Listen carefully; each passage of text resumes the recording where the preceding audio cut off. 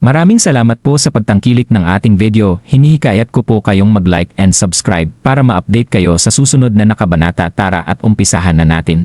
Ang paraan ng pagbihis ni Felicity ngayon ay hindi katulad ng dati. Dati ay nanamit siya na parang isang diyosa para magbigay ng malanding aura, ngunit ngayon ang kanyang pananamit ay mas mature at mas elegante na. Sa totoo lang, dahil si Felicity ay napakaganda na upang magsimula, lalo siyang naging kaakit-akit. Nagulat si Gerald. Tungkol kay Felicity, hindi niya inaasahan na maging matagumpay ang kanyang karera. Minsan, talagang isang bagay lamang ito ng pagkakataon. Kung hindi para sa ordinaryong tao, maaring nanatili pa rin siya bilang isang maliit, hindi nagpapakilala, live streamer. Ngunit ngayon, tulad ng isang malaking pagbabago ay naganap sa loob lamang ng ilang buwan. Ang pakiramdam ng paghanga ng marami ay kamanghamanghang.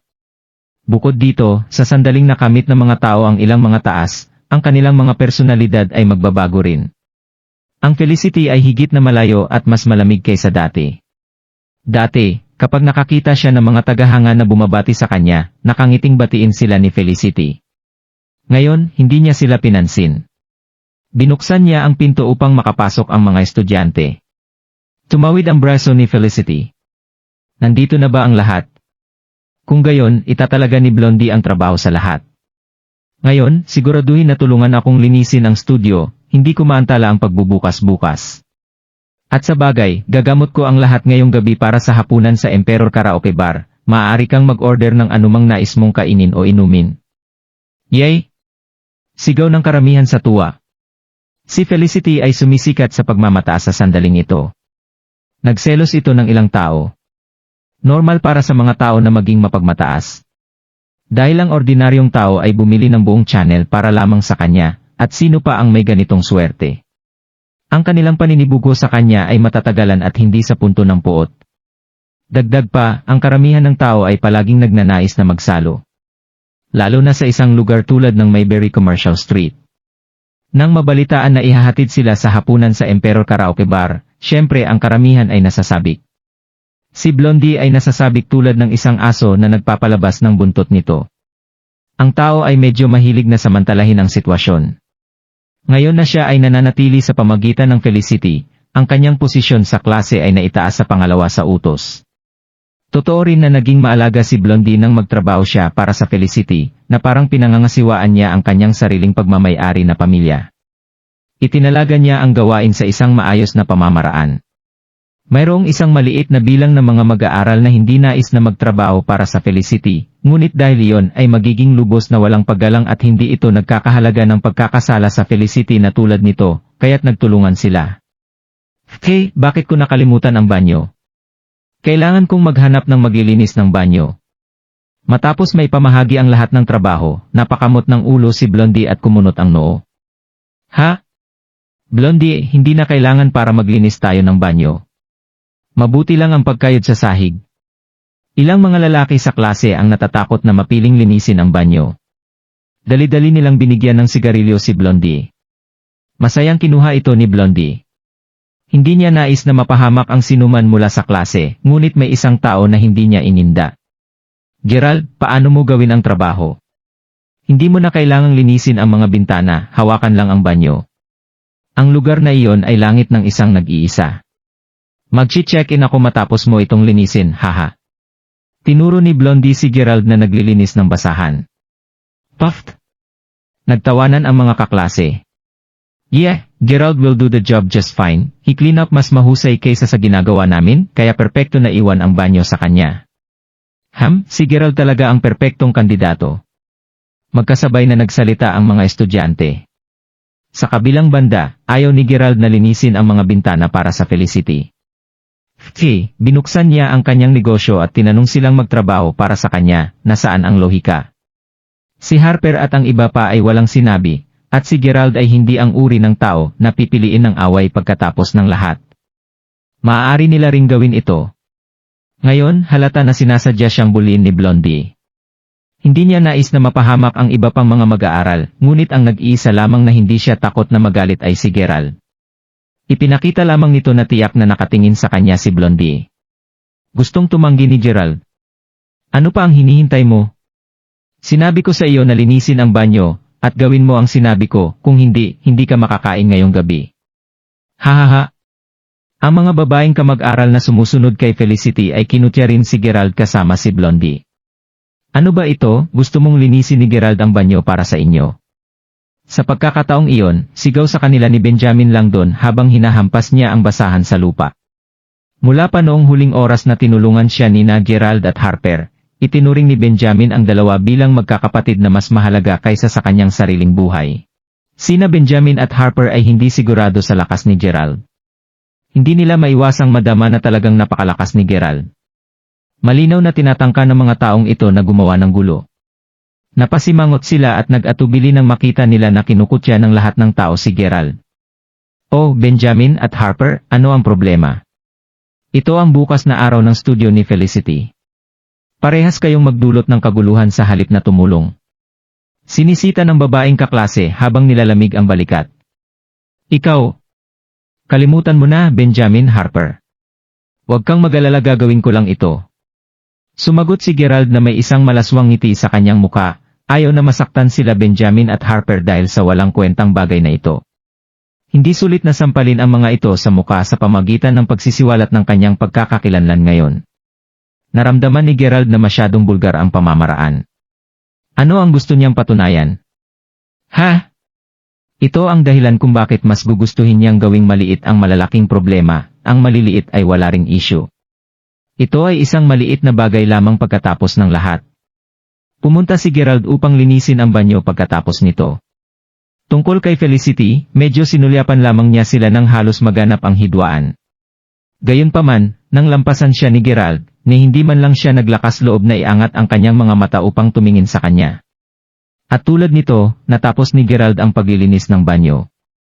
Ang mga tao sa labas ay nagpatuloy na tinatangkilik ang kanilang sarili, samantalang si Gerald ay tahimik na nilinis ang banyo ng mag-isa. Bigla, tinawag ni Zach si Gerald, sinasabing si Damien ay naayos na at lahat ng mga paa at kamay ay nasira. Marahil ay gugugulin niya ang mga susunod na buwan sa kama. Sinabi nito, hindi naglakas loob si Damien na sabihin ito tungkol kay Henry. Bakit? Ito ay dahil may katibayan si Zach na si Damien ay nanakaw ng pera mula sa kumpanya ng kanyang pinsan sa loob ng maraming taon. Gayunpaman, hindi siya maaring maging sanhi ng anumang kaguluhan sa ngayon. Humugot siya ng isang malaking buntong hininga nang sabihin niya kay Win ang tungkol dito. Naturally, hindi niya sinabi sa kanya na siya ang tumulong, simpleng sinabi na ang Ray Group ay nagkaroon ng komprontasyon sa Mayberry International Inc.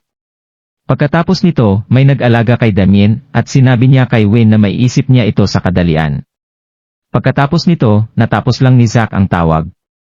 Bigla na lang bumukas ang pinto sa banyo.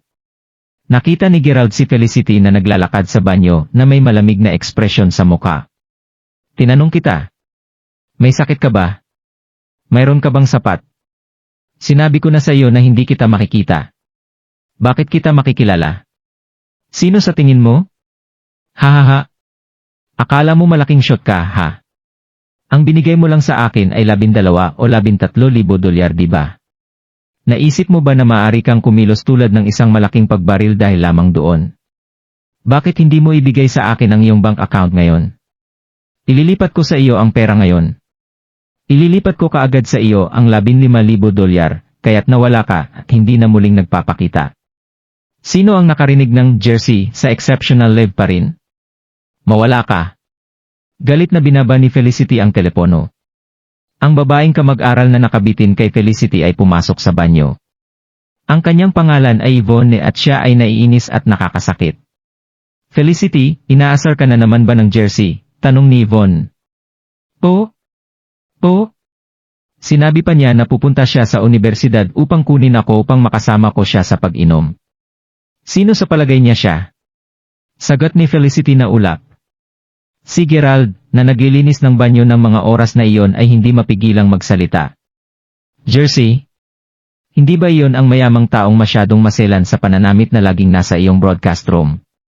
Hindi ba siya ay nagbibigay ng maraming pansin sa iyo sa lahat ng ito? Hindi ka ba niya binigyan ng maraming regalo sa huling kompetisyon mo? Hindi man sabihing ang bilang ng mga pulang sobre na ibinibigay niya sa iyo ng pribado. Si Gerald ay may ilang alaala tungkol sa kung sino si Jersey. Si Felicity ay may 2 malalaking shot lamang sa likuran niya habang ito. Ang una ay siya at ang pangalawa ay ang taong masyadong maselan sa pananamit na tinawag na jersey. Naramdaman ni Gerald na tiyak na mas gusto ng jersey si Felicity kaysa sa gusto niya. Ito ay dahil sinabi niya sa kanya ang kanyang sarili sa WeChat na madalas siyang habulin ng jersey at padalhan siya ng maraming mga pulang sobre, bagaman tumanggi siyang tanggapin ito. Kumuha pa siya ng mga screenshot at ipinadala kay Gerald bilang patunay. Bakit? Dahil ba gusto niyang patunayan kay Gerald na hindi siya interesado sa ibang mga lalaki? Gayunpaman, naramdaman ni Gerald na medyo tumawid si Felicity sa linya nang marinig niya ang pagsaway nito kay Jersey ng ganon, kaya hindi niya mapigilan ang sarili na magsalita. Ano ngayon? Kahit na ang tao ay hindi maaring sumasalamin sa kanyang sarili. Ang pinipilit niyang gawin ay tanungin si Felicity. Hindi mo ba akalain na karapat-dapat siya sa pagagalitan? Siya nga pala, Gerald, paano mo malalaman ang lahat ng nangyayari sa live broadcast room ng Felicity? Huwag sabihin sa akin ang isang nakalulungkot na haltak tulad ng pinapanood mo rin sa kanyang live na mga pag-broadcast. Nagtatakang tanong ni Yvonne. Pati si Felicity ay nakatingin din kay Gerald. Siyempre, hindi siya nagulat na talagang pinapanood niya ang live na pag-broadcast. Hindi man lang siya nagulat na pinupuna at pinagagalitan siya. Nagulat na lamang siya sa huling pangungusap niya. Paano mo nalaman na nagpadala sa akin si Jersey ng mga pulang sobre sa pribado? Tanong ni Felicity habang nakatitig kay Gerald. Natural lamang na nagulat si Felicity. Ski! Hindi pa niya nabanggit ang bagay na ito sa kanyang mga roommate. Kaya paanong nalaman ni Gerald ang tungkol sa red envelope jersey na patagong ipinadala sa kanya? Wala siyang pinagsabihan bukod kay Brother Ordinary Man. Saglit na nagtaranta si Gerald nang marinig ang tanong ni Felicity. Hindi niya talaga maintindihan kung paano naging malupit iyon kay Felicity, at bilang isang resulta, hindi niya mapigilan ang sarili na makagambala, na pinapalabas lamang ang lahat ng nasa isip niya. Pagkatapos, bigla niyang naalala na sinabi sa kanya ni Felicity ang lahat ng ito sa kanyang pangalawang WeChat account. Sa gayon noong pinapanood ko ang iyong live na broadcast noong isang gabi, nakita ko ang pakikipag-usap sa iyo ni Jersey tungkol sa ilang mga pulang sobre na ipinadala niya ng pribado. Kaya, sa oras na iyon, naisip kong dapat ay pinapadala niya ang mga ito sa iyo ng pribado. Nagmamadali na bumuo si Gerald ng ilang kabastusan. Gayunpaman si Felicity, ay medyo gumaan ang pakiramdam. Yvonne, na nakatabi sa tabi, nginisyan. Hahaha. Gerald, hindi ko talaga inasahan na nakakaawa ka pala. To think na talagang napapanood mo rin ang live broadcast ng Felicity gabi-gabi din upang maging matapat, gumawa ka ba ng anumang masama at hindi na angkop na bagay kapag pinapanood mo ang Felicity sa kanyang live na broadcast? Tanong niya nang nakangising-ngiti. Labis na mapagbigay si Felicity pagdating sa pag-uusapan, ngunit ngayon, tinitigan niya si Gerald nang may pinamug ng mga mata. Hindi niya talaga inasahan na magiging tagahanga rin niya si Gerald. Hindi ko nagawa iyon. Totoo namang sagot ni Gerald. Bagaman naisip niya ito ng higit sa isang beses, hindi pa talaga siya nakagawa ng ganoong dati. Mabuti pa hindi. Ang aming Felicity ay isang diyosa na hindi mo kailanman makakalapit, sagot ni Yvonne habang sinubukan nitong ibola si Felicity. Ayos kung gayon. Tingnan kung natapos na ang lahat sa paglilinis sa labas. Gerald, maaari mong ipagpatuloy ang paglilinis. Tumalikod si Felicity at umalis agad. Huminga ng maluwag si Gerald. Napakapanganib ngayon, halos imposibleng ipaliwanag ang kanyang sarili. Matapos pagnilayan ng ilang sandali, inilabas ni Gerald ang kanyang cellphone at nag-login sa kanyang pangalawang WeChat account. Nagpadala siya ng isang text message kay Felicity. Sa pangkalahatan, sinabi niya na pinapanood niya ang live na live nitong mga nakaraang araw at naramdaman niyang malaki ang pagbabago niya. Sa pakiramdam na hindi na siya ang parehong tao dati, binanggit din niya na hindi na siya nagpakita ng parehong sigasig sa kanyang mga tagahanga. Akala niya ay nakakainip ang palabas niya, at tila ba kailangan niyang manood ng iba pang magagandang mga angkla sa hinaharap. Ang lahat ay nasa pangalan ng pagtakot sa kanya ng kaunti. Pagkatapos ng lahat, siya ang nagdala sa kanya at pinasikat siya, at alam niya na ang kasalukuyan niyang masasamang ugali ay magdudulot lamang ng pinsala sa lalong madaling panahon. Naramdaman ni Gerald na kailangan niya siyang bigyan ng babala at paalala ng maaga. Ayaw niya sa maling landas. Matapos nilang malinis, tumawag si Felicity ng ilang mga kotse habang ang lahat ay naghahanda na magtungo sa Emperor Karaoke Bar. Lumabas ang grupo at naghintay sa labas. Felicity, tingnan mo. Nagpadala sa iyo ng mensahe si Brother Ordinary Man. Naubusan ni Yvonne na hawak ang cellphone ni Felicity. Ha? Kailan niya ito ipinadala sa akin? 4 na minuto ang nakakaraan. Hindi ko ito narinig. Humingi ng paumanhin kay Yvonne. Damn it. Hiniling ko sa iyo na hawakan ang aking cellphone, maaari mong suriin kung nakakakuha ako ng anumang mga mensahe sa WeChat.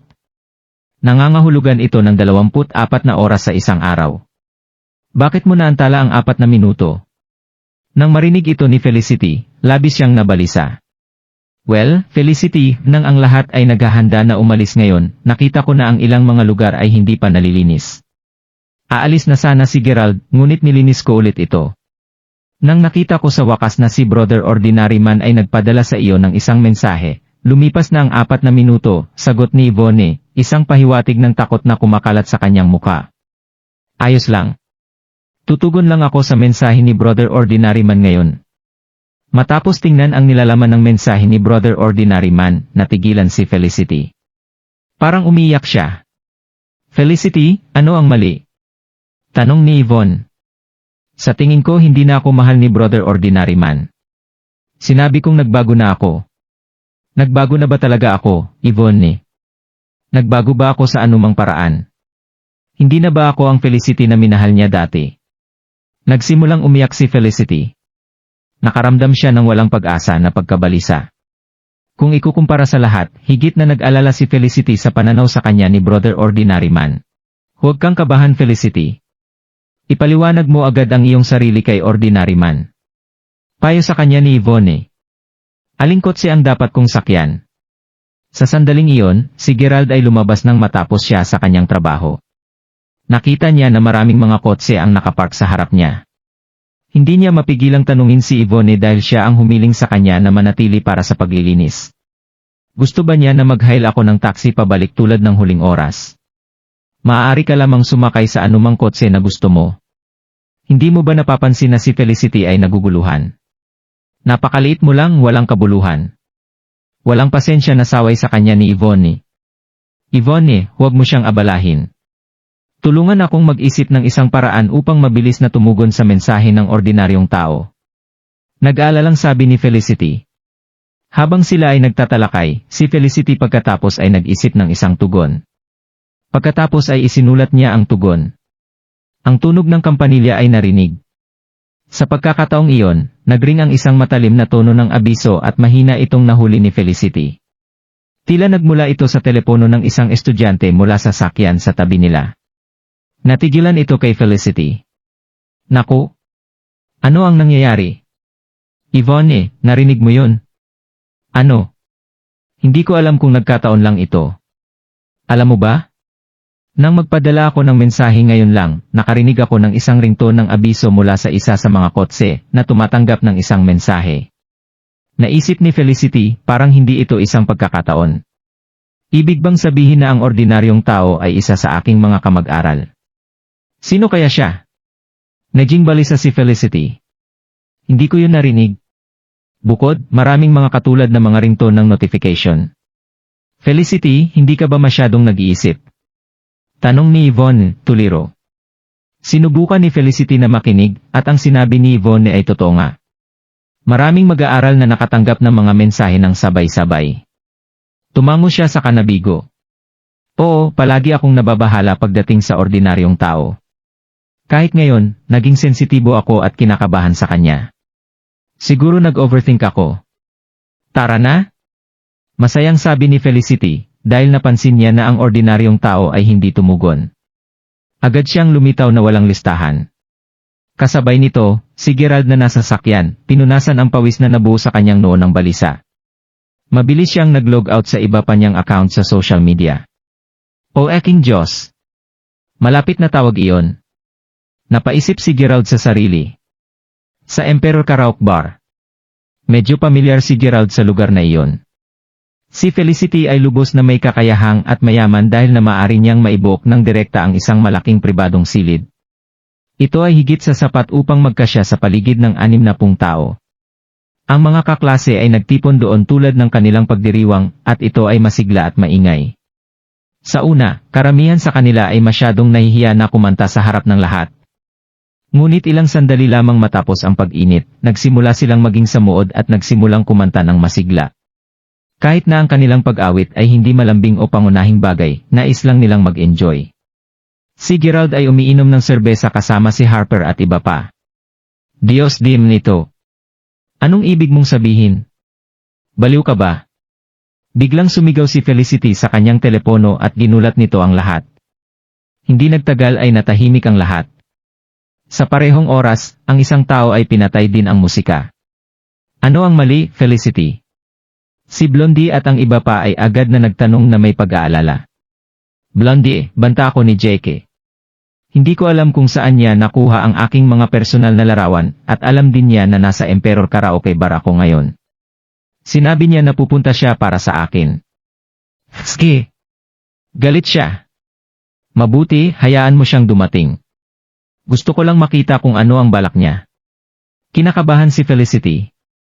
Mabuti, hayaan mo siyang sumama. Marami tayo dito. Tinaas ni Blondie ang beer niya at sumigaw. Felicity, pakalma lang. Isipin mo na lang yan. Si Jake ay isang local dito sa Mayberry. Nagawa niyang makuha ang iyong mga personal na larawan at alam kahit nandito ka. Dapat ay mayroon siyang ilang mga paraan upang mahukay ito. Mangyaring pakalmahin ang iyong sarili at talakayin natin ang isyong ito. Kung hindi man, bakit hindi ka humingi ng tulong mula sa iyong mga nakatatanda mula sa exceptional leave at sabihin sa kanila ang tungkol dito? Habang si Noemi ay umiinom ng serbesa kasama si Gerald, pagkatapos ay pinaalalahanan niya si Felicity tungkol sa ideya. Hindi siya ni Felicity. Wala akong pakialam. Mawawala na ang bait ko ng ganito. Sinabi niya na gusto niya akong pigilan sa pag-alis, at inangkin niya na kukuha siya ng isang tao na gagahasa ako. Dim na ito. Sino ang impyerno sa palagay niya siya? Gusto kong malaman niya. Hindi ako isang tao na madali lang magulo. Nag-sputter si Felicity. Felicity, kung ganun tawagan mo na kaagad ang iyong mga senior sa inyong kumpanya. At kontakin din ang ordinaryong tao ng mabilis. Sabi ng isa sa mga dalaga habang kinakabahan. Dahil siya ay isang batang babae, siya ay medyo kinakabahan nang marinig na may ibang tao na darating naghahanap ng gulo at upang pumili ng away. Guminso si Felicity. Ano ang dapat kong matakot? Wala akong kailangan. Kung maglakas loob si Jackie na pumunta sa Emperor Karaoke Bar para sa akin, babayaran ko siya ng mabigat na presyo para dito.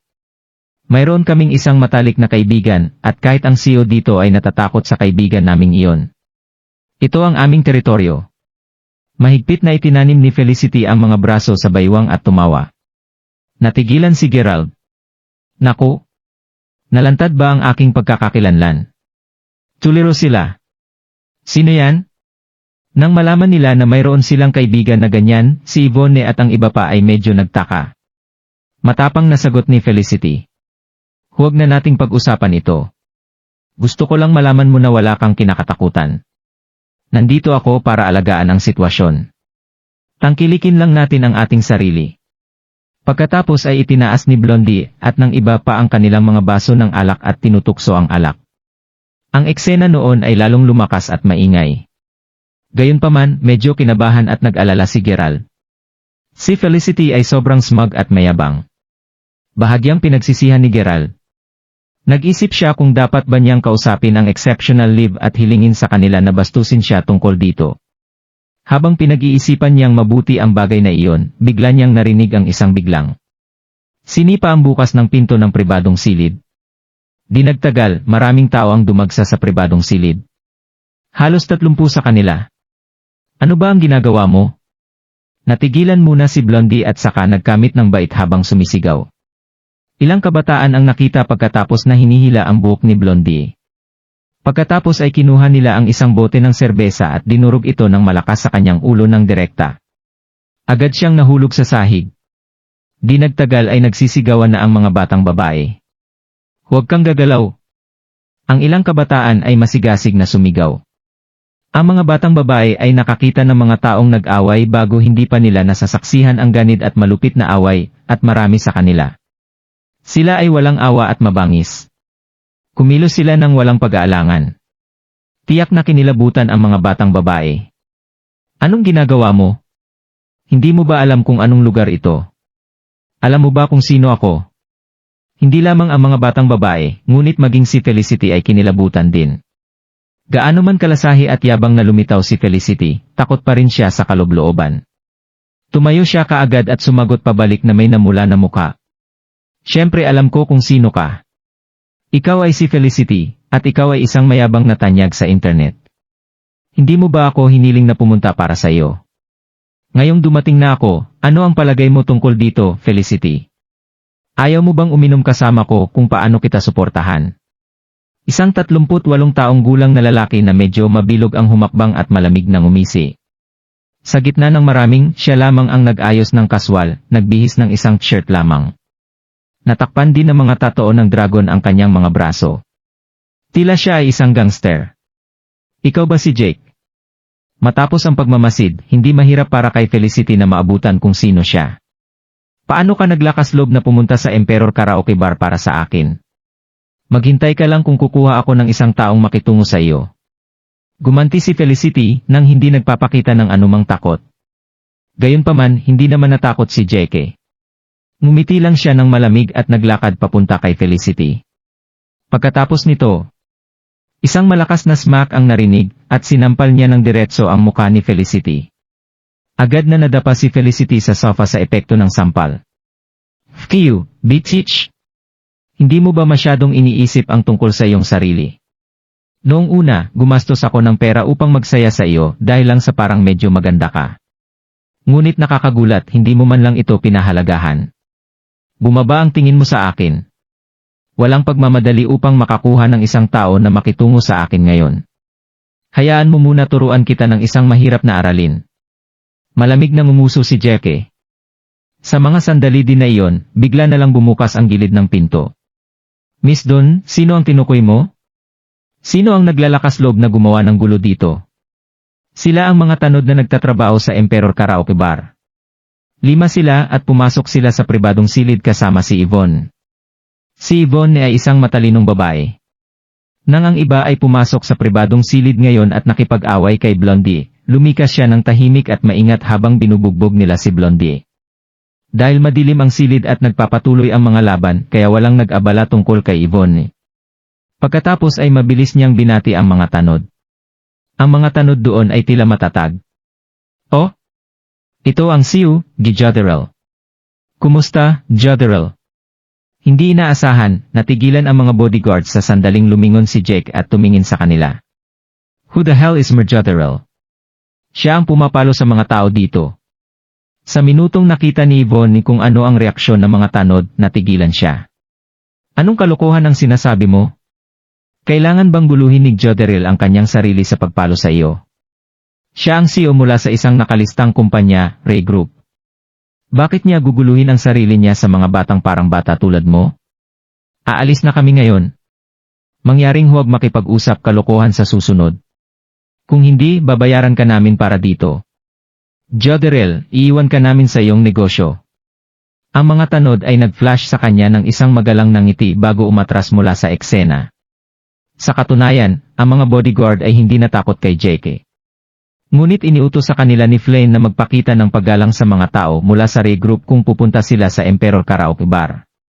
Hindi nila ito mapigilan dahil ang Ray Group ay kasumpa-sumpa sa mga kontrabida, mapanlinlang na gawain sa Mayberry. Gayunpaman, kung ang Mayberry International Inc. ay tatayo laban sa Ray Group, hindi sila natakot. Ngunit kailangan nilang maging magalang sa bawat isa. Kaya't kung ang ilang mga customer ay nasaktan ang mga tao mula sa Ray Group at sila ay naghahanap ng kaguluhan doon, hindi lamang sila papansinin ng mga tanod. Tulad ng alam ni Jackie tungkol sa kanyang paninindigan, alam niya kung saan hindi tatawid ang linya. Ngunit si Felicity ay medyo kinabahan matapos makinig sa mga tanod. DM na ito. Ang taong pinamumuhian ko talaga ay ang CEO mula sa Ray Group. Hindi nakakagulat na maaari niya akong tingnan at makuha ang aking personal na mga detalye. Nang makita ang pag-urong ng mga bodyguard sa takot, bumulusok ang kumpiyansa ni Felicity. Felicity, ano sa palagay mo? Nais mo bang makipag-inuman sa akin ngayon? Alam kong nais mong tawagan ang iyong mga nakatatanda mula sa exceptional leave. Ayos lang, bakit hindi mo subukan ito? Siya nga lang, sabihin mo na lang sa kanila ang aking pangalan, at tingnan kung handa pa silang bigyan ka ng kamay. Ngumisi si Jake. Hinawakan ni Felicity ang namula niyang muka at sinabing, huwag kang magpakasmog dito. Sino ang nagsabi sa iyo na tinatawagan ko ang aking mga nakatatanda? Tatawag ako ng iba. Tiyak na babayaran kita para dito hanggang sa hindi ka makaalis na hindi nasaktan. Tiyak na walang silbi ang tawagan ang kanyang mga nakatatanda, kaya't wala siyang pagpipilian kundi ang humingi ng tulong ng iba. Mabuti. Tumawag ka lang. Gusto kong makita kung gaano ka kakayan. Lumitaw si Jack na nasisiyahan sa palabas, sabik na malaman kung ano pang mga trick ang maaari niyang hilahin. Tumawag kaagad si Felicity at inilarawan ang kasalukuyang sitwasyon sa tao sa kabilang dulo ng telepono. Pagkatapos ay buong pagmamalaki niyang tiniklop ang kanyang mga braso at pinandilatan si Jackie. Umupo si Gerald sa kanto, at inalis ito nang hindi alam na parabang wala itong kinalaman sa kanya. Sa totoo lang ay nagulat siya nang makita na ang Felicity ay may mahusay na mga koneksyon. Parang may ibang tao na nasa tabi din niya bukod sa kanya. Totoo nga. Hindi nagtagal, narinig ni Gerald ang maramihang mga yapak ng tila isang malaking grupo ng mga tao sa labas ng pribadong silid. Malinaw na ang malaking grupo ay nagmamadali patungo sa pribadong silid. Bumukas ulit ang pinto ng pribadong silid. Isang pangkat ng mga tanod na nakaitim ang sumakay at mapangahas na hinarap ang mga nasasakupan ni Jackie. Nagulat si Jake. Lalo siyang nagulat nang makita ang taong huling dumating kasama ang pangkat ng mga tanod. Ginoo. Lexington, ikaw ay... Ang taong pumasok sa pribadong silid ay walang iba kundi ang tagapamahala ng Emperor Karaoke Bar, Flynn. Ginoo. Joderill, ikaw ay lubos na isang tao ng reputasyon. Bakit maghanap ng problema sa isang pangkat ng mga mag-aaral sa universidad? Bakit hindi bitawan mo ito alang-alang sa akin? Nagsimulang maglakad si Flynn patungo kay Jake at nag-flash ng isang mahinang ngiti. Siyempre. Dahil dinala mo ito at nasa lugar mo rin kami. Katabi mo sila. Paano ako makakahindi? Sumulyap si Jake sa mga tanod at hindi siya naglakas loob na kumilos ng walang ingat. Hindi ka nagkaintindihan, Joderill. Hindi ko sinusubukan na protektahan ang Miss Nelson dito, ngunit ang isa sa aking mga pinuno ay ginagawa. Palagi niya itong pinoprotektahan. Bukod, nabanggit niya na lahat ng tao rito ay medyo may kaugnayan sa kanya. Sa makatuwid, hindi mo mahawakan ang anuman sa kanila. Sabi ni Flynn. Oh? Maaari ba akong magkaroon ng kalayaan upang malaman kung sino iyon dahil handa kang kumilos tulad nito sa kanyang ngalan? Ngumiti ng magalang si Jackie at nagtanong. Ako to. Ano ang tila problema dito? Sa sandaling iyon, isang malinaw na tinig ng babae ang maririnig. Pagkatapos ay lumusot siya sa pribadong silid, ang pag-click ng kanyang high heels. Sa sandaling lumakad papasok ang babaeng iyon, alam agad ni Gerald at ng iba pa kung sino ang patron ni Felicity. Cassandra McGregor. Counselor.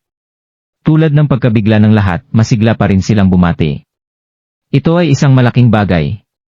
Kilala lang nila si Cassandra bilang isang beauty queen na may imposibleng standard, at hindi kailanman nagkaroon ng kasintahan. Sino ang mag-aakalang magkakaroon siya ng isang bagay na nangyayari sa isang malaking pagbaril tulad ni Flynn Lexington? Lalo pang nakakagulat ang paggalang na tila taglay ni Flynn para sa kanya. Ito ay tunay na nakakatawang tao. Tungkol sa relasyon sa pagitan nina Felicity at Cassandra, nagsimula ang lahat mula sa gabing iyon, nang iligtas ni Gerald si Cassandra mula sa bagong bukas na bar. Sa oras na iyon, ibabalik niya siya kasama si Flynn. Habang nasa sasakyan, ay natuklasan ni Cassandra ang powerbank ni Gerald na naiwan. Sa pagbibigay sa kanya ng isang ulo, dahan-dahan niyang napagtanto na maaring siya ang nasa likod ng kanyang pagsagip. Nang siya ay bumalik lamang upang makarating sa ilalim ng bagay, nasagasaan niya si Felicity, na bagong lumabas pagkatapos ng kanyang pinakabagong pag-record. Nagulat din ito kay Felicity, nakikita si Cassandra na palabas mula sa isang Rolls Royce. Nagmamadali siyang tanungin kung may anuman, at binigyan siya ni Cassandra ng isang maikling ulat ng mga kamakailang kaganapan. Mahusay din niyang binanggit ang tungkol sa pagiging isang makikita tungkol sa mga gawain sa Mayberry. Dahil tungkol ito kay Gerald, mabilis siyang bumalik upang magtanong tungkol sa mga bagay. Ang nakuha lamang niya ay ang nakaayos na kina Flynn at Gerald ng maaga, at sapat na para i-drop ni Cassandra ang usapin. Gayunpaman, hindi iyon ang katapusan nito. Ilang oras sa nakaraang linggo, sina Cassandra at Felicity ay namimili para sa mga pampaganda. Naranasan nila ang isang lugar ng problema nang ang ilang mga lasing na matandang mga takoon ay naghahangad na magkaroon ng kaunting palakasan sa kanila. Ang isang takot na Cassandra ay tumawag kaagad kay Flynn, at si Flynn ay sumugod sa eksena kasama ang isang grupo ng mga kalalakihan upang bugbugin ang mga nagkagulo. Napakaganyak na naging kay Cassandra. Ano pa, nakakuha ito ng bagong nahanap na paghanga mula kay Felicity. Napakasarap sa pakiramdam na magkaroon ng isang malakas sa iyong panig. At sa gayon, nang nangyari ang pinakabagong fiasco ngayon, malinaw na tinawag ni Felicity si Cassandra sa lalong madaling panahon. Iyon ay kung paano nagtapos ang mga bagay sa ganitong paraan. Naramdaman na baka napagtanto ni Jack kung kanino siya nakikipag-usap, sumandal si Flynn at binulong ang ilang bagay sa tainga niya. Kulay na pinatuyo sa mukha niya. Sa wakas ay naintindihan niya, ang ginang na ito ay hindi dapat asarin ng mga gusto niya. Sinuri ni Cassandra si Felicity, at nanliit ang mga mata. May nagit sa'yo. At ikaw din, Blondie. Hindi alam ng Felicity, lihim na nakikipag-ugnay si Cassandra kay ordinaryong tao. Malaki ang utang niya kay Felicity para doon. Tama yan, Cassie. Lumugong si Felicity. Sabog. Sino man ang gumawa nito, ikaw ay babawi sa kanya. Humalukit-kip si Cassandra. Sampal? Bam! Umakyat si Felicity at hinampas si Jake sa mismong mukha nito.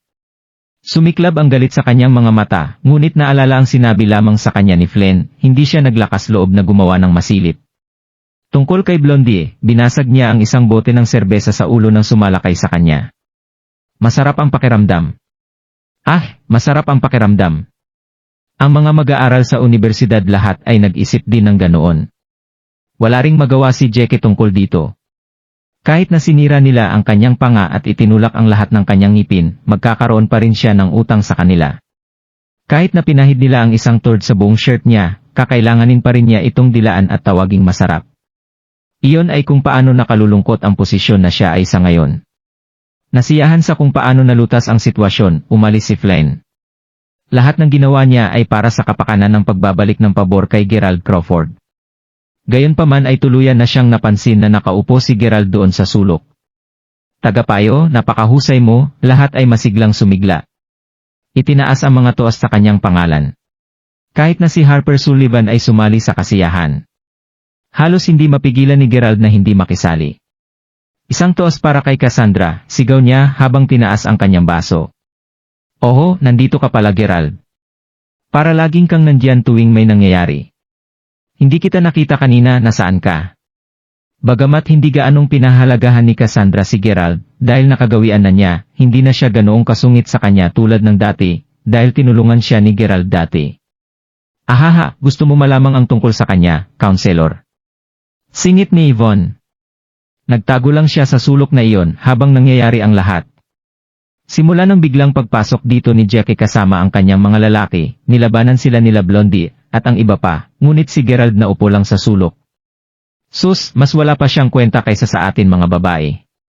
Kanina, nang siya ay madulas, napadaan din siya sa kung saan nakaupo si Gerald, at napansin siya doon. Tama yan. Gayunpaman, inaasahan mo ba na ang taong ito ay makakatulong sa isang laban?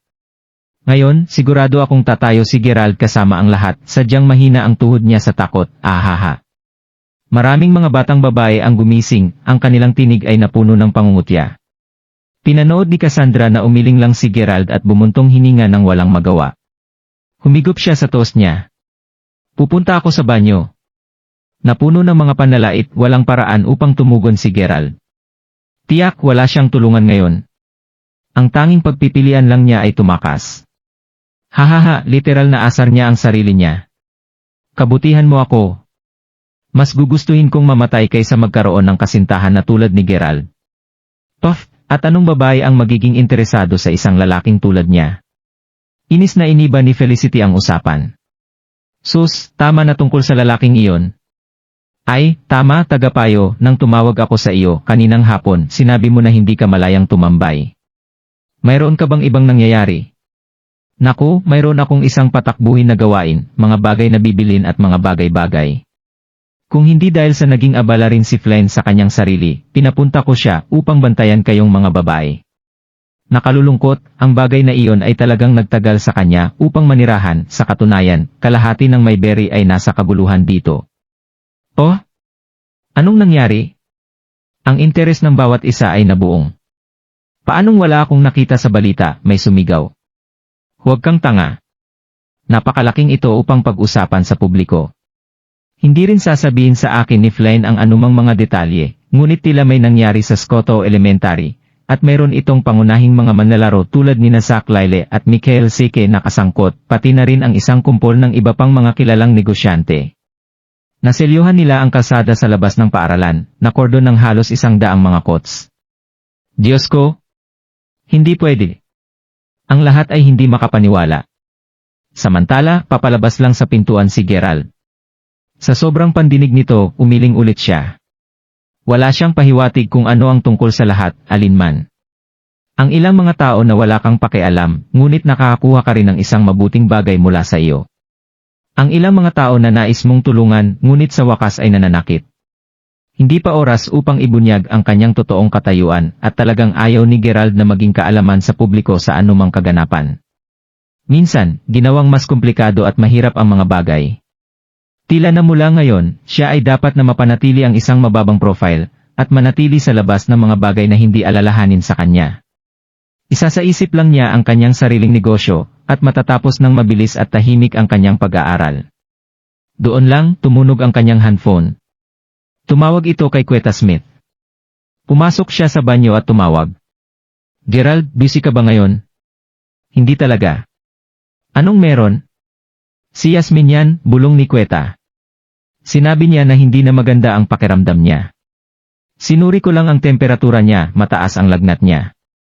Kailangan niyang pumunta sa ospital. Alam ni Gerald na para sa kanya na tawagan siya ng direkta ay nangangahulugang kailangan talaga niya ang tulong niya. Marahil ay masikip siya sa cash sa ngayon, kung hindi man ay hindi niya dadalhin sa kanya ang bagay na ito. Kailangan niyang tulungan si Quetta na makahanap ng mas mahusay na trabaho sa lalong madaling panahon. Kaysa bigyan ang isang tao ng isang isda, mas mahusay na turuan ang tao kung paano mangisda, tama. Nag-aalala para kay Yasmin, hindi na naglakas loob si Gerald.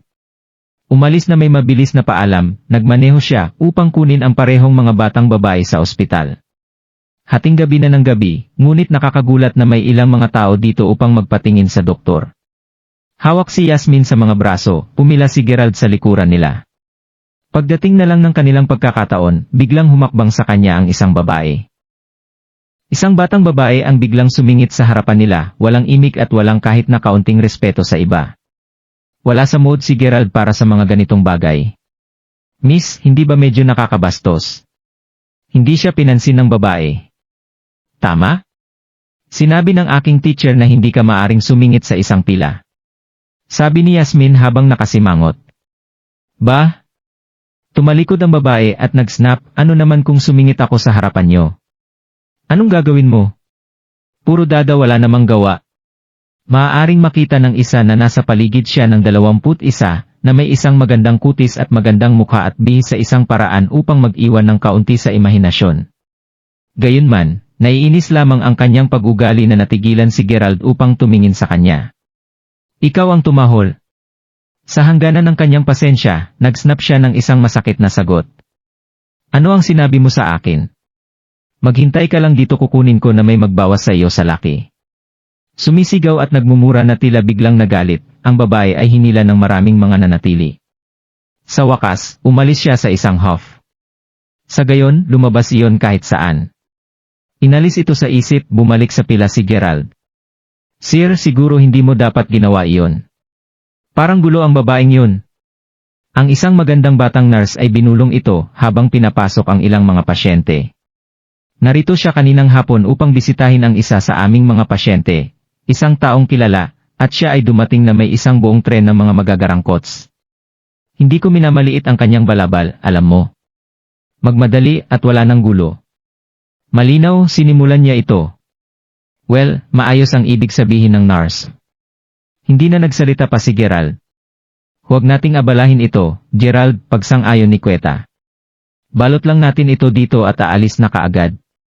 Kaya't dinala ni Gerald si Yasmin upang magpatingin sa doktor. Ito ay naging walang nakakaalarma, isang karaniwang sipon lamang at inireseta ang ilang gamot. Kitang-kita ang pagginhawa ni Queta at sabay silang umalis sa ospital. Pagdating nila sa pasukan, biglang gumulong ang mga makintab na itim na kotse, sunod-sunod kahit 12 ng kabuuan. Isang napakalaking grupo ng mga bihis na tao ang lumabas at tumungo sa loob. Nang makita niya ang babaeng lumabas mula sa sakyan sa gitna, napailing si Queta sa takot. Ang babaeng iyon ang pumutol sa pila ng mas maaga na nagsisimula sa isang laway kasama si Gerald. Talagang bumalik siya upang magdulot ng gulo sa kanila. Sa kabutihang palad ginawa nila ito doon sa oras. Ngayon ko lang narinig ang tungkol dito. Kumusta na si Murray? Nasa intensive care unit pa rin siya. Tanong ng isang matapang na binata. Tumango ang babae. Naghirap siya ng malubhang bali ng buto sa lahat ng 4 na paa, at nasa ward siya ng ICU, ngunit mabuti na lang at wala sa panganib ang kanyang buhay. Sabog. Sino ang maaring nasa likod ng ganoong kabangisan? Alam ko, dapat itong si Mayberry. Hoy! Huwag pag-usapan ang tungkol dito, sinubo siya ng lalaki, dahilan upang ikinulong niya ang sarili niyang bibig. Nagtagal si Gerald sa malapit, madali sa kanilang paningin. Bakit niya ito nagawa? Dahil nakilala niya ang gagapang na binata. Ang mukha ay binugbog pa rin mula sa fiasco na iyon sa Emperor Karaoke Bar, wala itong iba kundi si Jake. Narinig ang kanilang talakayan patungkol sa isang Marie, sa wakas ay nakita niya ang larawan ngayon. Malamang ito ang dakilang Damien Ray mismo. Kaya't ang lalaking iyon ay pinasok sa ospital na ito.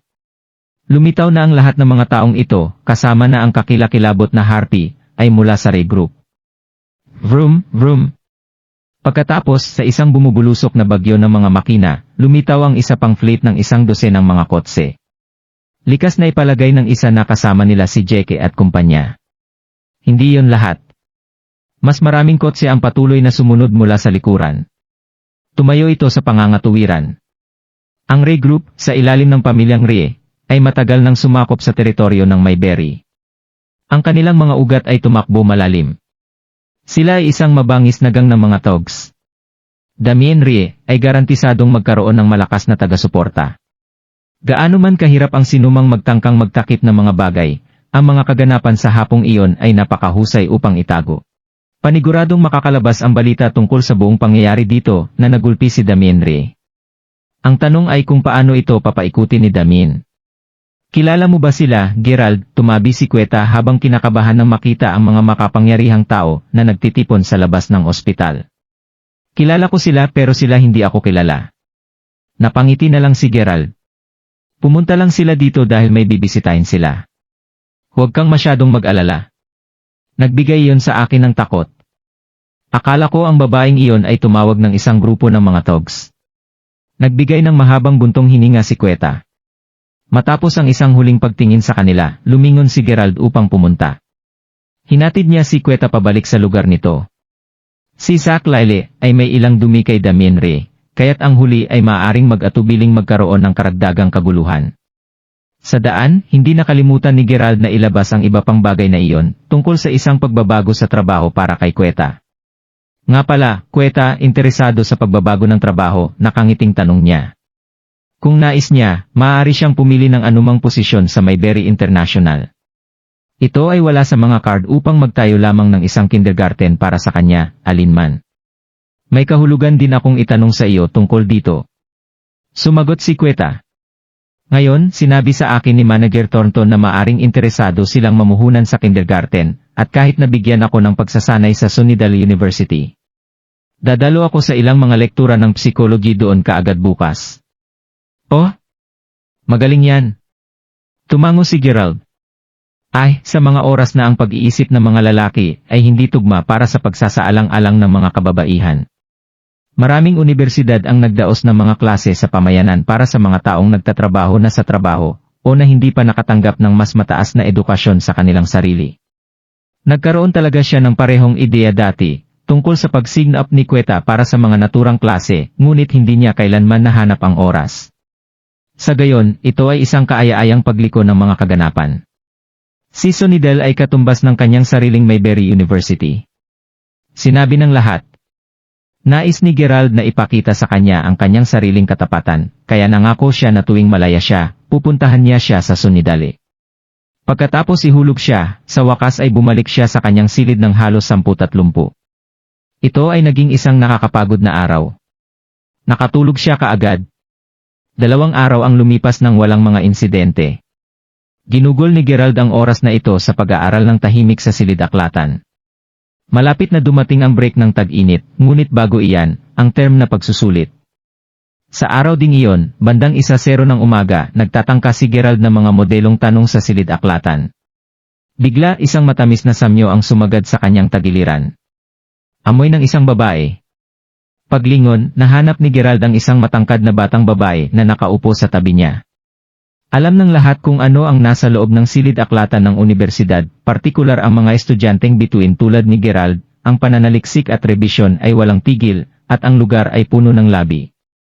Sinasakop na ni Gerald ang lugar na ito mula 5:30 ng umaga. Nagsimula itong maging medyo masikip doon. Ang batang babae ay matangkad, payat, at estatwa na may balat na pantay ng porselana. Ang mahabang buhok ay bumagsak hanggang sa baywang. Siya ay isang matahimik, mapang-akit na kagandahan. Maaaring sabihin ng isa na hindi ito ang kanyang unang pagpipilian na umupo sa tabi ng ilang lalaki, ngunit ito lamang ang walang laman na upuan na natitira. Ito ay pinagsama ng kung paano ang lahat ng mga lalaki ay nakatingin sa kanya mula nang siya ay pumasok na naging sanhi ng pakiramdam niya ng kilabot sa sarili. Pansamantala, si Gerald ay lubos na napukaw sa kanyang pag-aaral na nagbigay sa kanya ng kaunting sukat ng pagkakasama. Nangamula ng mahina, binigyan niya siya ng kaunting tango at ngiti, pagkatapos ay naupo at binuksan ang kanyang libro. Ipinatong ang kanyang ulo sa isang kamay, pinihit ang mga pahina kasama ng isa pa, siya ay isang nakamamanghang larawan na makikita. Damn it, that babe went and sat over there. Halika na? 100 beses akong mas mahusay na naghahanap kaysa sa tord na iyon. Ay, hindi ko ito kayang kunin. Ang mga inggit na sigaw ay umusbong mula sa lokal na menfolk. Achoo! Samantala, ang paglanghap ng bango ng isang babae ay nagbigay ng isang mahusay na pagbahing mula kay Gerald. Agad na napagtanto na ito ay ang kanyang sariling pabango na may kasalanan dito, ang batang babae ay namula ng maliwanag na pula, at nagsimulang taluktot ang kanyang upuan mula sa kanya. Ngunit para kay Gerald, ang kapuspalad na pangyayaring ito ay nagsisimula pa lamang. Ibinaba niya ang kanyang ulo upang mag-focus sa kanyang trabaho. Tumulo maghiwalay. Bigla nasunog ang kanyang ilong at pagkatapos ay nagsimulang tumulo ang dugo mula rito, tumulo sa mga papel sa harapan niya. Kailangan niya ng isang tissue, ngayon din. Nag-aalala tungkol sa pagkabalisa, nakita niya na ang batang babae ay tumalikod sa kanya, ang kanyang ulo ay nakapatong sa isang kamay na may paghuhusga. Gayunpaman, ang kanyang iba pang kamay ay surreptitious na nagpalawak ng isang pakete ng tissue patungo sa kanya. Ang kanyang mukha ay katulad ng isang paningin ng isang wildfire, naglalagablab na pula.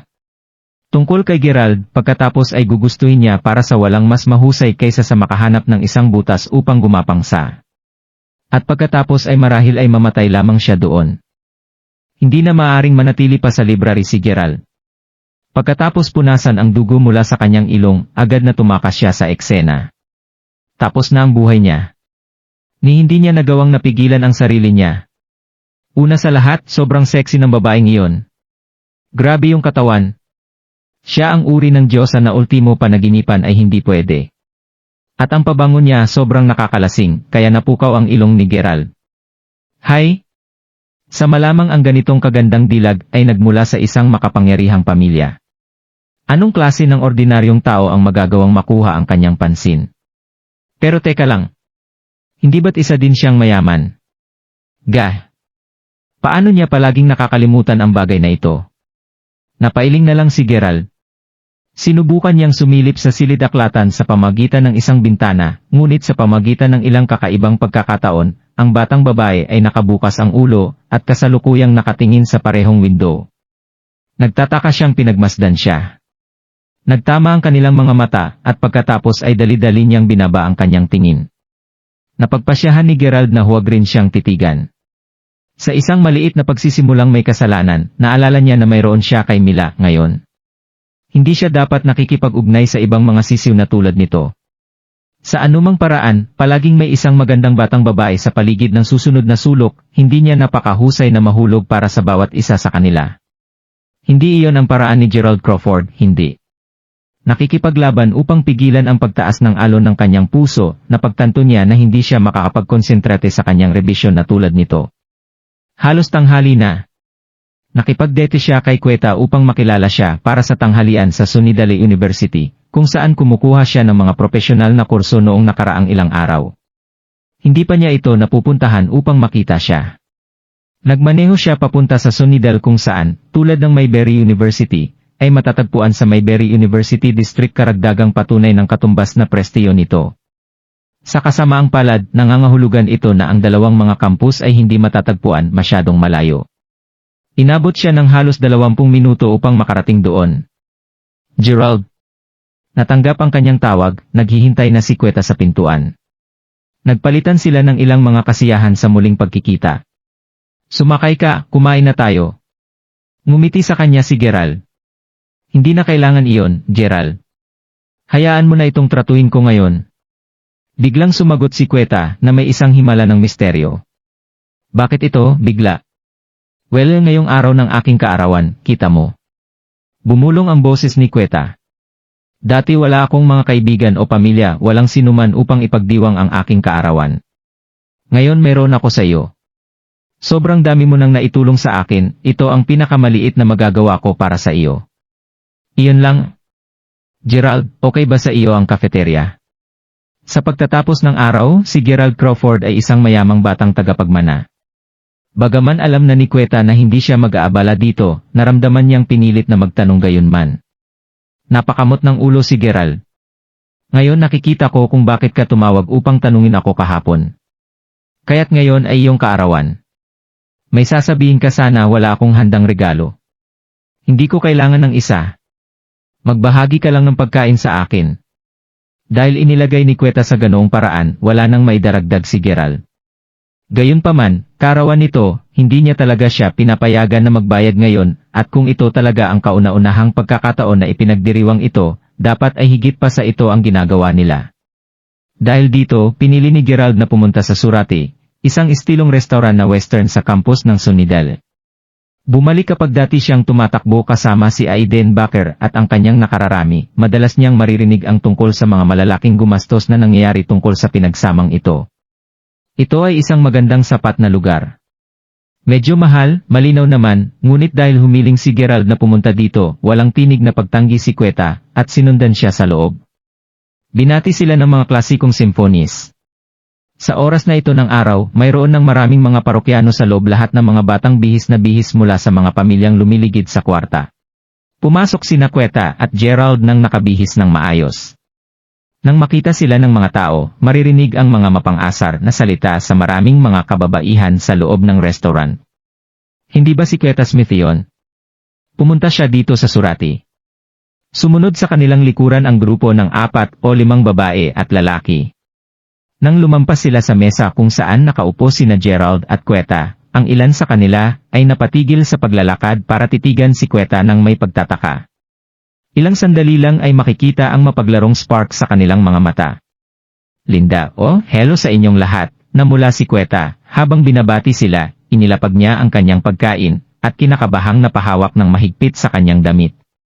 Si Linda ay naka-makeup at nakasuot ng maliit na itim na damit na halos kalahati lamang ng kanyang puwet ang tinatakpan.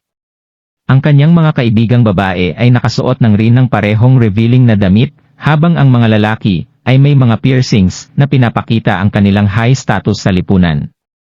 Masasabi na ang mga ito ay mga kaklase ni Queta. Sumailalim rin sila sa teacher training courses sa parehong university ni Gerald. Marami pang ibang courses ang makukuha doon. Ang ilan ay mayamang brats na nabigong ma-qualify qualifications para sa ibang mga courses. Ang ilan naman sa kanila ay mga maliliit na negosyante. Ang ilan ay regular na trabahador. Ang mga mayayamang brats ay dumalo sa mga klase para lang makakuha ng chicks. Habang ang mga magagandang babae na makikita doon ay umaasa na makahanap ng isang sugar daddy. Ang iba naman ay tulad ni Queta, nandito lamang siya para matuto at makapag-aral.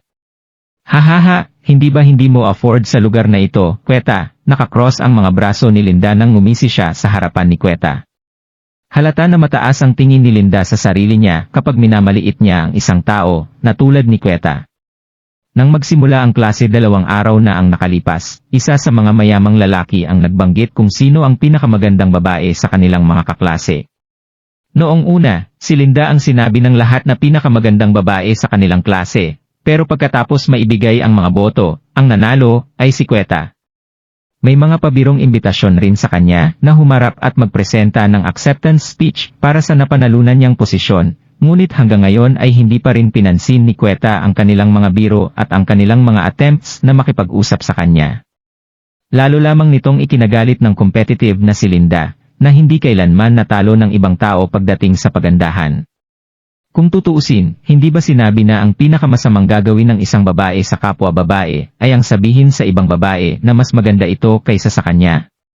Kahit na aminin man nila ito ng malakas, ito ay isang bagay na masakit pa rin sa kanilang damdamin. Ito ang nararamdaman ngayon ni Linda, at ang mas lumalala pa ito dahil natalo siya ng isang walang perang pulubi.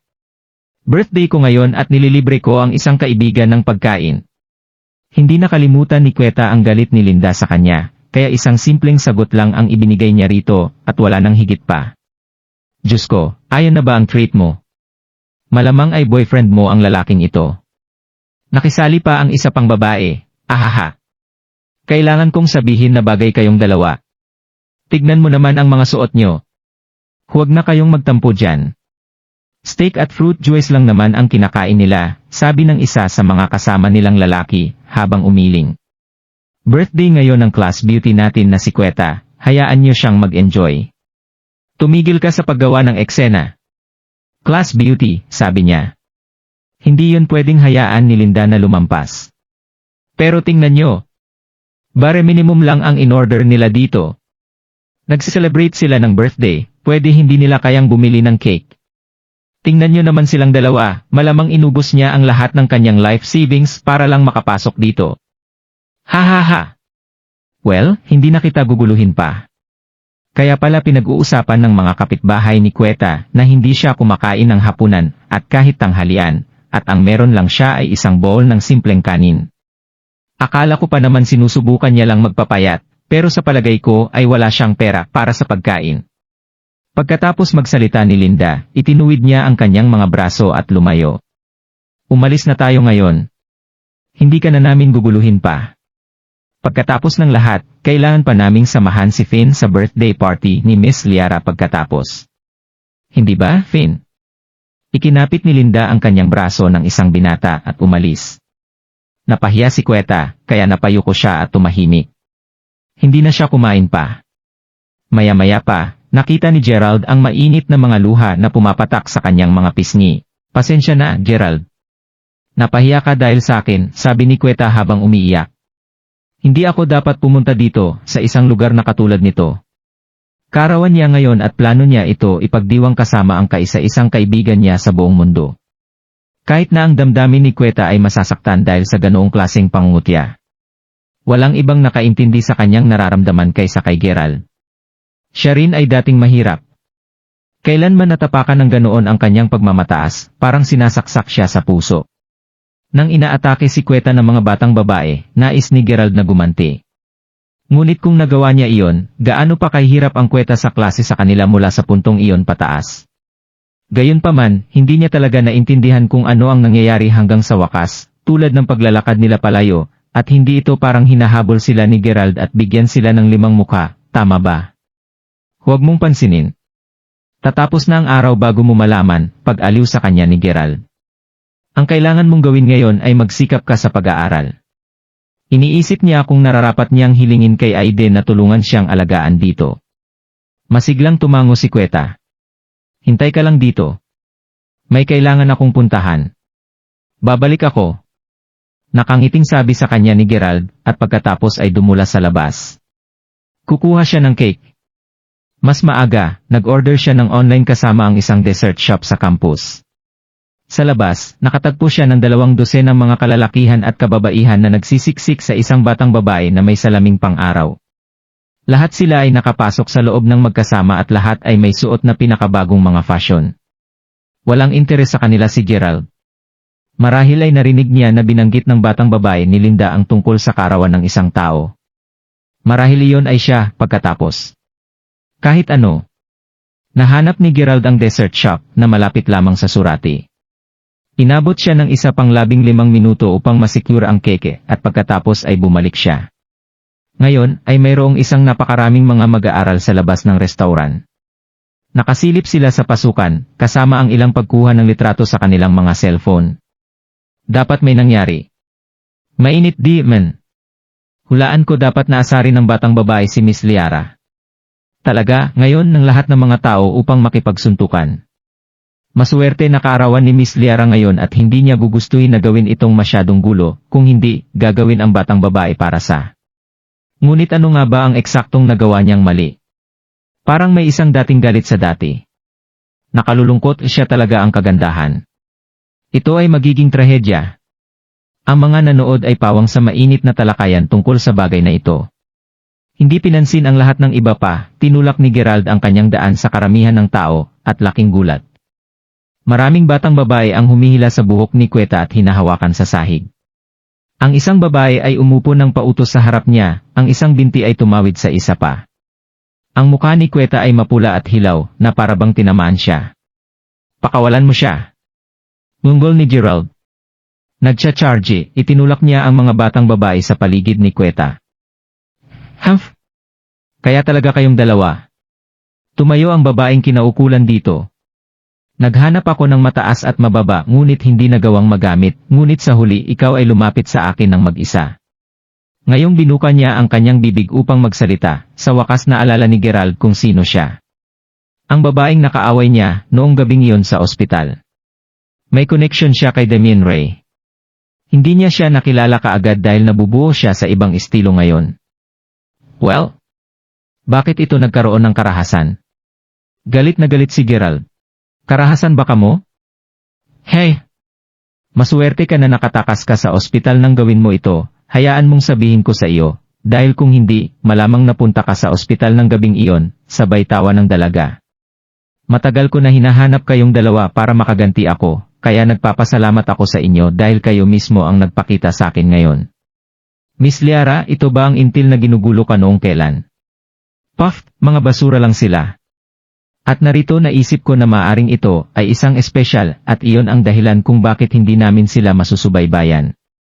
Dapat pagod ka na sa buhay, ha? Sinusubukan na magsimula ng isang bagay sa aming Miss Liara. Maraming mga kalalakihan ang nagpost ng pag-asa para sa pag-aproba ni Liara. Miss Liara, kilala ko ang dalawang ito. Ang babae ay isa sa aking mga kamag-aral. Ang pangalan niya ay Queta Smith. Yung tipong boyfriend niya yata. Sa wakas naintindihan ni Linda kung ano ang nangyayari dito. Isang sandali ay tinatanggap nila si Miss Liara, at sa susunod, tinuro niya si Queta at sumisigaw para sa isang humawak sa kanya. At pagkatapos, sinampal ni Miss Liara si Queta sa mismong mukha. Kaya, si Queta ay naging bobo upang iguhit ang galit ni Miss Liara. Sa tabi ng kanyang sarili sa kagalakan, nag-agawan si Linda upang sabihin sa nakakasakit na duo. Si Liara ay isang big-time na tanyag na tao sa Sunnyvale University, kasama ang Ray Group sa likuran niya at lahat. Isa siya sa mga emperador ng campus, mayabang at ipinagbabawal. Walang nangahas na tawirin siya. Sa katunayan, ang mga bagay na may reputasyon ay ginampanan ang isang pangunahing bahagi sa kung bakit si Liara ay nagtataglay ng gayong galit sa kanila. Nang gabing iyon, balak niyang maglagay ng isang malaking palabas sa harap ng mga tauhan ng kanyang tiyuhin. Iyon ang dahilan kung bakit siya biglang nagpakita na naglalayong maging una sa eksena upang pangasiwaan ang lahat. Sa halip, tumawid siya sa mga landas kasama ang isang ignorante na tanga na hindi papayagan siyang huminto sa pila. Sumpain siya. Karapat-dapat siya sa pinakapangit na kapalaran na may isip. Siya ang kilalang Miss Liara. Kung hindi alang-alang sa mga pagpapakita, makakaabala pa ba siya sa pagpila? Anong biro? Ang punto ay na siya ay napakamapataob sa buong relasyon. Nagawa niyang panatilihin itong botelya sa oras, hanggang sa matapos sila sa pagbisita kay Uncle Damien. Pagkatapos, ipinatawag niya ang isang maliit na hukbo ng mga kalalakihan upang habulin si Gerald, ngunit nadulas siya sa lambat. At gayunpaman, anong magandang pagkakataon na ito? Hoy, agawin mo rin ang lalaking iyon. Masiglang sigaw ni Liara. Ahaha! Ito ang pinakamahusay na regalo sa kaarawan na posibleng natanggap ko. Masisiyahan ako sa buong ito. Kaagad, si Gerald ay napindaw ng isang buong kawan ng mga tao. Hindi niya inaasahan ang batang babae na maging isang mag-aaral dito sa Sunidale. Liara, kasama mo ang baka mo. Wala siyang kinalaman dito, bitawan mo siya.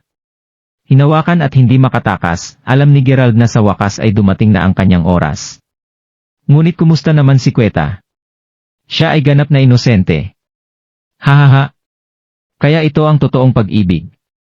Ngunit kung gaano mo akong nakiusap na pakawalan siya, mas gusto kong parusahan din siya. Gagawa ako ng halimbawa sa inyong dalawa. Ikaw doon, bigyan sila ng bawat isang matalim na sampal sa mukha. At ikaw, simulang streaming ito ng live. Siguraduhin na alam ng lahat kung ano ang mangyayari sa mga tumatawid kay Miss Liara. Ang huling utos na ito ay nakadirekta kay Linda at sinabayan ng isang malaking ngisi. Ang appointment na ito ay naging sanhi ng pagmamalaki ni Linda. Ang kanyang pangunahing layunin sa universidad ay upang mahuli ang isang malaking isda upang gumawa ng malakas na mga kaibigan. Iyon ay kung paano siya makakakuha ng maaga sa buhay. Bigla na lang malapit na siya kay Miss Liara. Masama ang paningin, lumipat siya upang tumayo sa harap ni Gerald at Queta. Narinig mo ito mismo, isinasagawa ko ito sa utos ni Miss Liara. Sinisihin ang iyong sarili para sa hindi pag-alam sa iyong lugar, tulad ng mga langgam na rehas laban sa langit, hahaha.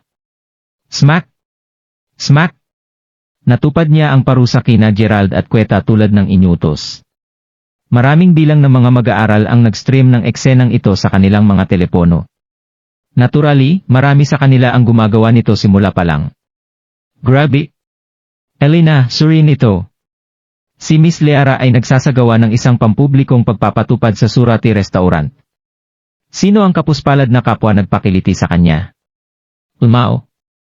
Kung nagustuhan mo ang mga ganitong video, huwag mong kalimutan mag-like and subscribe. Panoorin mo na rin ang mga naunang kabanata para lalong maubos ang oras mo.